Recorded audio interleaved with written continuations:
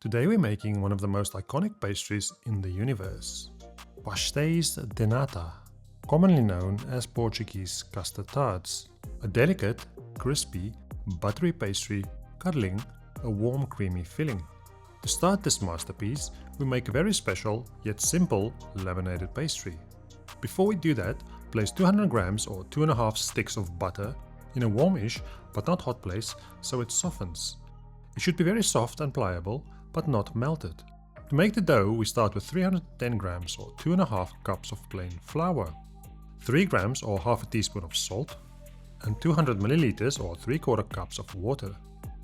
Mix that all together until homogeneous and cover with a plate or damp cloth for 30 minutes. Meanwhile, we make a simple syrup with 225 grams or 1.25 cups of sugar, 110 grams or half a cup of water, 2 to 3 cinnamon sticks, 2 grams or 1 teaspoon of vanilla extract or fresh vanilla if you have lots of money, and the peel of half a lemon, bruised for maximum flavor release.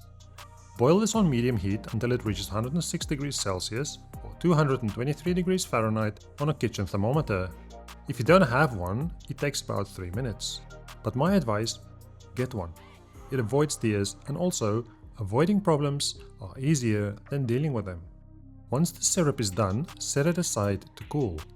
While that's chilling out, into a saucepan goes 400 grams or 1 2/3 cups of milk, 165 grams or 2/3 cups of double cream, 25 grams or 3 tablespoons of cornstarch, known as corn flour in the UK.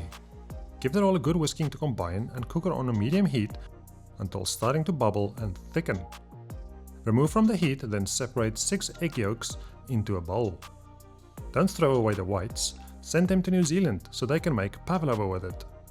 Or put it in the fridge and make a healthy omelette for breakfast. You could also use 120 grams or half a cup of pasteurized egg yolks sold in cartons to avoid all that faff. Give them all a little mixing so they become one big egg yolk. Then slowly add the cooked starchy milky mix while whisking continuously. Whisk in the syrup until you have an homogeneous, creamy liquid. This is our custard done, but it tastes better the next day. So cover it up with a piece of Greta's favorite material. Let it touch to avoid the skin from forming. If you want to make this straight away, simply leave it out as room temp for now. By now, your dough should be hydrated and ready for lamination, meaning layering it with butter to make it flaky like puff pastry. Flour your work surface generously. Then work the dough into a slight rectangle, 40 cm by 50 cm or 16 by 17 inches.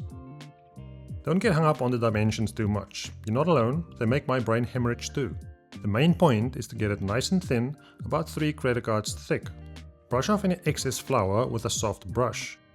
You do this every time before adding butter. Dot roughly 1/5 or 60 grams of the soft butter over 2/3 of the dough closest to you, leaving the far end unbuttered. Spread the butter into a thin, even layer over 2/3. Letter fold it, starting with the unbuttered part first. A letter fold is simply folding it in 3, overlapping in the middle, like a letter.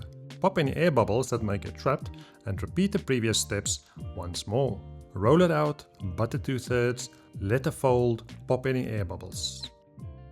Next you roll out the pastry long, 20 by 45 centimeters or 8 by 18 inches. Butter with 1/5 or 60 grams of the butter over 2/3 again. Letter fold it into a 20 by 15 centimeter piece or 8 inches by 6 inches. Cover with Greta cloth and rest it in the fridge for at least 30 minutes. Once rested and cold, flour your bench once more and roll it into a 40 cm by 50 cm or 16 inch by 17 inch piece of pastry. Spread the rest of the butter all over it in an even layer. Trim any uneven edges to tidy it up. Keep the trim for other uses like pies, or just forget it in the freezer for 2 years until you throw it away one day. Start rolling it very tightly, getting that first little bit as tight as possible. From there on, slowly but surely, keep the log tight and neat and roll it up into a long sausage. Carefully close the seam with your thumb and forefinger. Cut the log in half, then wrap each piece in Greta wrap. Place it into the fridge for at least 3 hours, or better overnight to completely cool down and firm up. You will get about 24 tarts with this recipe, so if you want to freeze half the pastry for later, then do that. The custard will last for about 5 days in the fridge. Speaking of which, either the next day or a few hours later, strain the custard through a fine mesh sieve to get rid of any weird bits of egg protein and the aromatics. Before we get to the pastry, you whack your oven up to maximum. It's essential that the tarts bake as quickly as possible. For the best golden crispy pastry and blistered shiny custard filling. Mine says 250 degrees Celsius or 482 degrees Fahrenheit, but in reality it only reaches 220 degrees Celsius or 428 degrees Fahrenheit. If you have a baking stone, use that, otherwise I prefer those enamel coated heavy oven trays that come with most ovens. Once chilled, you take the pastry logs out of the fridge. Each log weighs about 320 grams and we use roughly 20 grams per tart, meaning we cut each log into 16 round pieces. Again, don't get too crazy about this as it will vary person to person. Simply cut it into about 1.5 cm or 0.6 inch rounds. You can bake this in muffin tins, which I don't recommend, but it works okay if that's what you have. Pastéis de Nata have their own special little baking forms. I use these disposable ones, which I'll leave a link to in the description, as well as the traditional tart molds for Portuguese custard tarts. These are both flatter and the rim is wide and slanted, unlike muffin tins, but I'll show you with the muffin tins anyway. Place the pastry rounds into your baking form of choice. Wet your thumbs with cold water and press down into the middle of the rounds. Slowly work your way around the outside. Make sure not to fuse the pastry together at the top. This takes a bit of practice, but if I can do it, so can you. Keep your thumbs wet and spread from the inside to the outside as you go along. Take care not to end up with a too thin bottom, as that'll end badly after all this effort. Your pastry throughout this process should not be ice cold and neither have the butter melting out.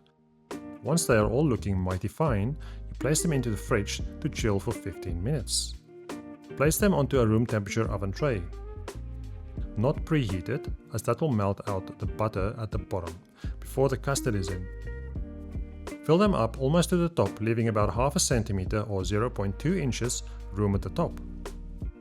Bake them for 15 to 20 minutes until they are beautifully blistered, shiny and golden brown. The pastry should be crispy and cooked all over, with a visible spiral pattern running from the bottom to the edges. The muffin tin ones are okay, but they're not as perfect as I like, while the ones baked in traditional forms are absolutely gorgeous. Traditionally, these are eaten with a sprinkling of cinnamon and icing sugar, but I like them plain or at most with a little bit of cinnamon only, which means we can finally go and live a happy life.